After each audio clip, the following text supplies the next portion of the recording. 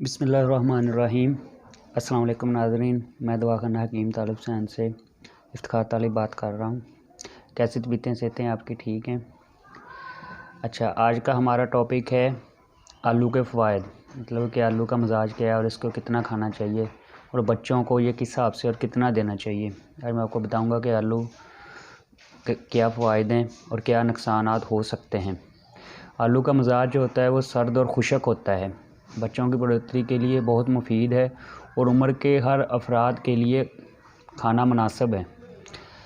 آلو کی آپ کم سے کم مقدار 250 گرام کھا سکتے ہیں، اس سے زیادہ اگر کھائیں گے تو آپ کے معدے میں گیس بہت زیادہ ہو سکتی ہے۔